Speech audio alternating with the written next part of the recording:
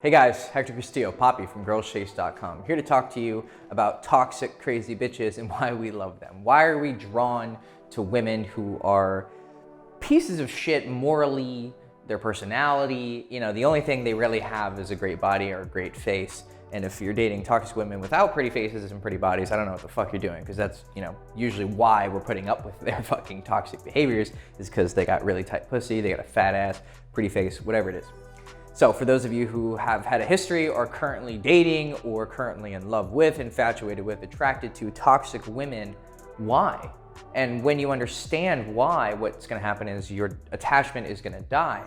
And you're gonna realize also that there are truly healthy women out there who are really worth dating, and they're just as hot as those crazy toxic women. It's just the vast majority of women who are crazy hot for a variety of reasons tend to be not the most sound when it comes to their behavior in intimate relationships. Okay, so why are we drawn to toxic women? First off, crazy is fun. Toxicity is exciting. It's the same traumas and negative experiences in life that lead someone to be a toxic person, aggressive, overly aggressive, cruel, very hateful, spiteful, petty, drinking a lot, smoking a lot, doing drugs, engaging in, risky behaviors. There are the negative sides of this, of course, but there are also the positives. When I know, because I'm heavily damaged, right? So I'm not judging women specifically. This could be applied to women who are watching this as well. And why are you attracted to fuckboys? The difference is a bit different, but the mechanism is still the same.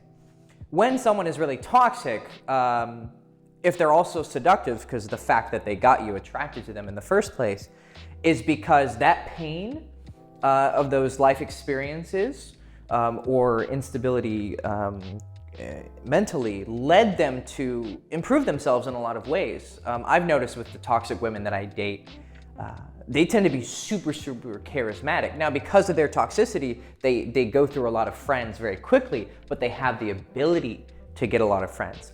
They're sometimes very highly intelligent and highly creative. And this is also what might cause their unstable behavior, because as I know, I'm creative, it kind of causes you to, kind of be ADHD with your entire life. And so they're drawn to learning a lot of new things, meeting a lot of new people, being very outgoing. Whatever their trauma happened, it pushes you to maybe, solve or redeem yourself and fix whatever negativity you feel about yourself by compensating with positive experiences and positive attributes and characteristics. So these women are really cool. They're really smart. They're exciting to talk to. They know a lot about a lot of things. They're well-traveled, et cetera, et cetera. They take care of their body. Their toxicity led them to that. You can get there without those negative experiences, but a lot of what makes them bad is also what makes them fun, okay? And also, when it comes to specifically not just what makes them attractive, but what makes you stick around. So this is what gets you interested, okay? This is what gets you stuck and attached and going crazy. They're challenging. So they're really, really attractive, cool. They get you into it. You start seeing them, or you even fuck them, or you make them a girlfriend, whatever spectrum of the severity of the relationship you have with them, you get bought in. What makes you stay bought in is the same reason why girls watching this get into bad relationships with fuckboys or guys who are not treating them well, or whatever, relationship dynamic it is. You get attracted, you get sucked in, you're like, okay, this is awesome, this person's really smart, they're fun to be around, they're exciting, but then the same thing that made them great is also the thing that's gonna make them really hard to be with. So you met this girl at the bar, she's fucking smoking hot, somehow you landed her, you took her home and you fucked her, right? She was cool, she drank with you, she was like one of the guys, she could keep up with shots, she could dance sexy, da-da-da. Great. But now she's your girlfriend, you got to a club with her, guess what? The same thing that made her sexy to you is making her sexy to other guys. And because of her toxic behavior, she's gonna be dressing a bit more revealing, which is gonna be kind of strange. Who is she signaling towards, right? Who is she advertising for? Who is she trying to show off to? she's going to be very seductive with even your friends. Hey, nice to meet you, right? Whereas if she was your girlfriend, I mean, I'm not saying she has to limit her personality, but she still should kind of, not be too flirtatious with your friends. Like, oh, hi, nice to meet you. Oh, yeah, your friends are cute, haha. Okay, cool, because she's charismatic. That's what made her really attractive to you, right? Let's say she starts drinking, she's dancing, da-da-da. She starts talking to some guy casually. He approaches her, right? But she's being polite. Okay, he starts getting a little flirty. She doesn't do anything, but it just makes you feel like, okay, I don't know why she's acting like this, okay? Then that causes you to feel weird, and then that causes problems that night, and then you guys get drunk. I mean, if you've ever spent any time in party groups, social circles, like when they have couples in them, they literally fight every time, right? It looks great on the surface. She's hot, he's hot. They seem like a cool couple. They're really popular, blah, blah, blah. But then what you don't see is them being drunk and yelling at each other outside, and then, him having to hold her hair because she drank too much and is throwing up. Fucking shit shows, okay? So when you encounter that negativity, right, because you're like, okay, that sounds horrible. Why would you be in a relationship with him? But what happens is, this is how addiction works. Something's really great, oh my God, it's awesome. And then something bad happens, she starts acting strange, she's not responding to your texts anymore, or she's responding late, she was super excited for you in the first place. These behaviors start creating this fucking tug and pull of, this is amazing, oh my God, it's horrible. But then you guys get home and you have crazy, drunk, jealous sex, right? And this is actually biologically works. When a guy is afraid that his girl, or thinks even that his girl is being unfaithful, his body will create more semen to compete with that man's semen. Because I've noticed when guys have problems with their girlfriend, where the girlfriend may have done something or at least makes him really jealous, they're gonna fuck that night.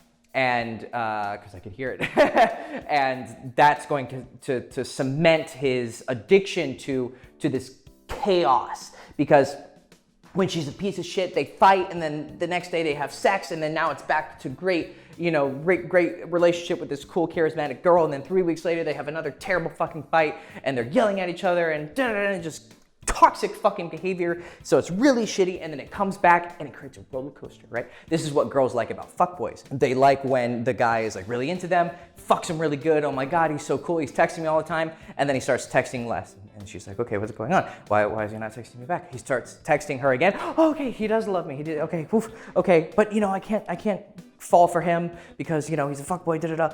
Oh my God, but the sex is so great. Oh, but he's such a fuckboy. I heard he hooked up with this other girl in this other group, and he's such a fuckboy. Oh, he texted me. Fuck, okay, maybe I'll just go hang out with him. Oh, fuck, I had sex with him. It's just a fucking shit show, right? But this creates an addiction. This creates an exciting adventure.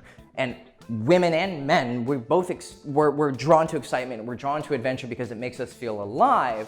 But really what it is, it's a very toxic dopamine reward system where we get something really great, we lose it, and then we try to get it back, and if we do get it back at the cost of us having to deal with a really shitty person who doesn't treat us well, then we get that high back and we feel good. Now, the reason why we're addicted to this process though, so I broke it down to, you're attracted to them because they're crazy. You stay with them because it's challenging, they're hard to keep around, and it makes you feel like you have to really put investment. When you put investment into things, you become attached to them, right? And you become psychologically attracted to them, and you want to stay around it. Now, this is kind of what we use to, not our advantage, it's not like you're taking advantage of anyone, but we do use this principle to outline the basics of seduction, which is similarity, arousal, and compliance. And so what we're talking about right now is compliance. When you give a lot, and toxic people require a lot of management. They're very high maintenance. You constantly have to be figuring out where their mental space is now and adjust to it.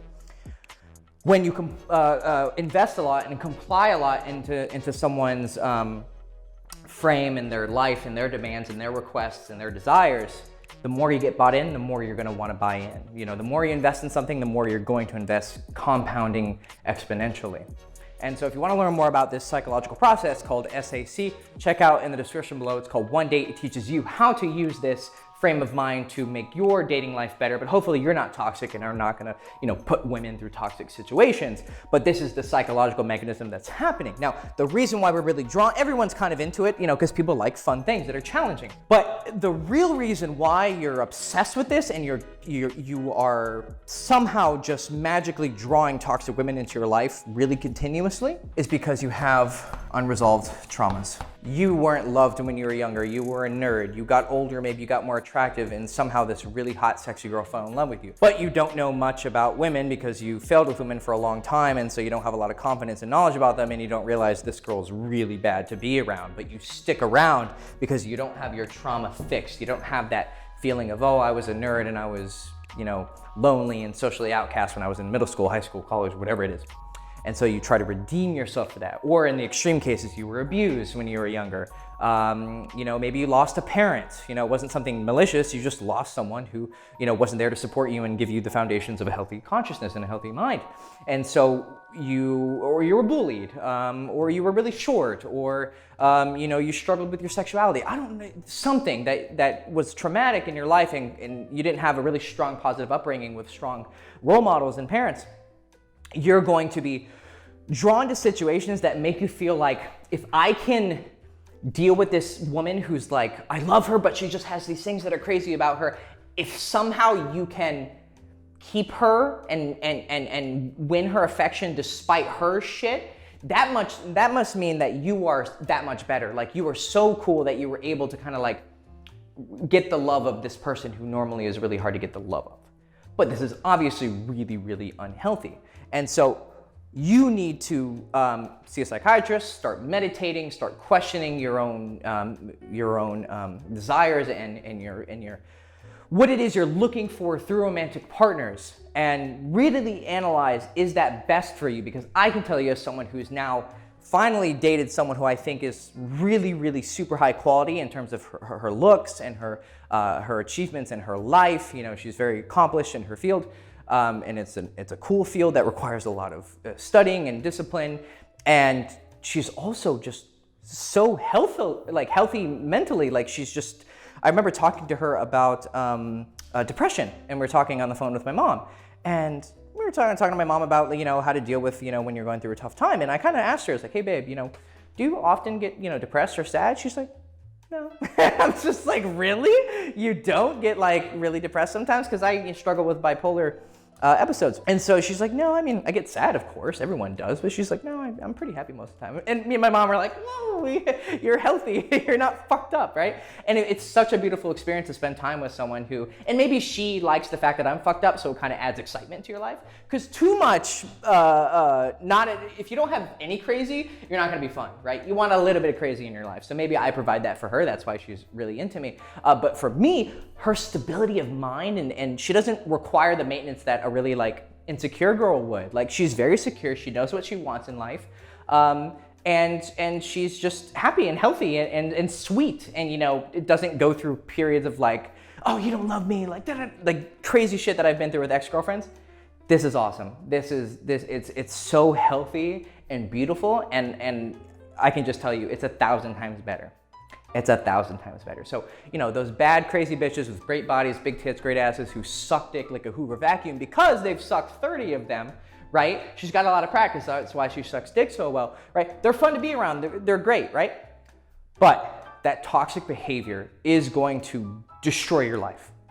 There is nothing in this life, I don't think, that will destroy a man as much as picking a toxic woman. I'm sure it has toppled empires. I'm sure entire empires have been destroyed simply because this king or this emperor dated a woman who wasn't fucking right for him, took a queen that was horrible, and she started to influence him, and what was once a great empire started to decline. Like, you can see this in the Roman Empire. It happened with, what the fuck is his name? Marcus Aurelius, right? Everyone's all up in arms. Oh, he wrote Meditations. It's this fancy fucking, it's cool and pretentious and intellectual. I mean, it's okay, but he actually was the final emperor of the Pax Romana. Right? But he was the final emperor for a reason. Go look at the history of his wife and his adopted son, who actually succeeded him. Like, he destroyed the Roman Empire. And mostly because he chose a shitty woman, really. You could actually, and I'm sure, I don't know any other cases to my mind right now, but I'm sure history is filled with great men who were destroyed by really toxic women. So be very careful who you date.